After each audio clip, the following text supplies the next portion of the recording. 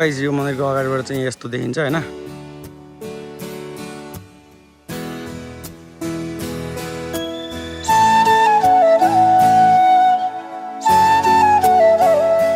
So guys welcome back another episode. फेरि पनि तेस्रो दिन आज च्यालेन्जको हाम्रो हामी चाहिँ आइसकेका छौँ कहाँ चिताइन हैन मन्दिर। लालबन्दीको चाहिँ एकदमै फेमस मन्दिर हो।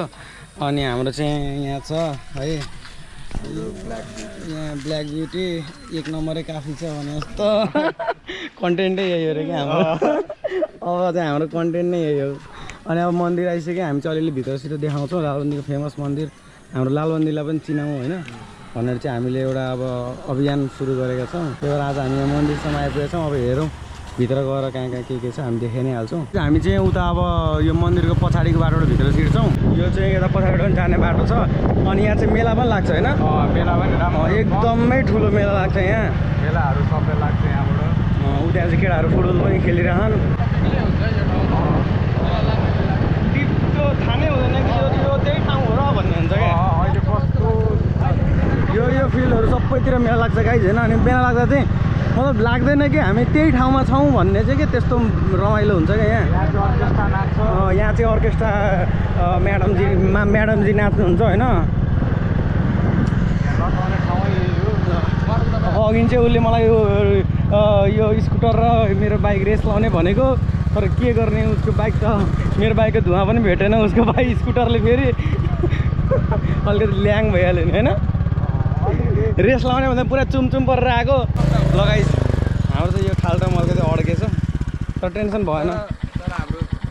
हाम्रो क्रुजर हो बाइक, जहाँ पनि चढिहाल्छ टेन्सन छैन। सानोतिनो होइन ठुलै पिकअप छ, चढ्नु पनि मजाले चढ्छ। सानो इन्जिन हो त, त्यही भएर अघि झन्नै स्कुटरलाई पच्काइदिएको।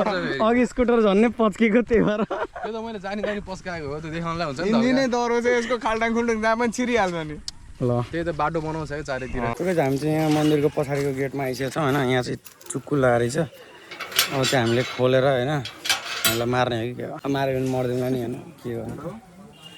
कन्टेन्टको लागि चाहिँ पनि कन्टेन्टको लागि जे पनि हुन तयार छ। ल हामी चाहिँ यो मन्दिरको पछाडिको गेट भयो। यो पछाडि गेट हो अगाडिको गेट हो। अगाडि चाहिँ यताबाट यो चाहिँ पछाडिको गेट भयो है। अनि यो चाहिँ देखाउनुको मतलब के हो भने तपाईँहरू पनि आउनु होइन। लालबन्दीमा पनि यस्तो राम्रो ठाउँहरू छ होइन। अनि यो चाहिँ के हो यो प्रवेशद्वार। ल यो चाहिँ मेन ढोका रहेछ। यहाँ आएर तपाईँले दान दक्षिणा पनि दिन सक्नुहुन्छ। यहाँ चट्ट यहाँ चाहिँ कसैले भागेर आउनु भने बिहे पनि हुन्छ होइन। अन्त बिहे पनि गर्न सक्नुहुन्छ यहाँ आएर। शिव पार्वतीजीको यहाँ चाहिँ मन्दिर भयो। यो मन्दिरको भित्र भिडियो बनाउनु मिल्दैन भनेर त फेरि लेखेको छ नि। लगाइछ हामी चाहिँ अब यहाँभित्र जाँदैछौँ। यो चाहिँ मेन भयो शिवलिङ्ग होइन। भित्र चाहिँ यस्तो छ है। यो मन्दिरको लालबन्दीको चाहिँ यस्तो भिडियो चाहिँ सायद कसैले हालेकै छैन होला होइन, जुन मैले गर्दैछु। ल भित्रको चाहिँ यस्तो छ। यत्रो ठुलो स्पेस छ है।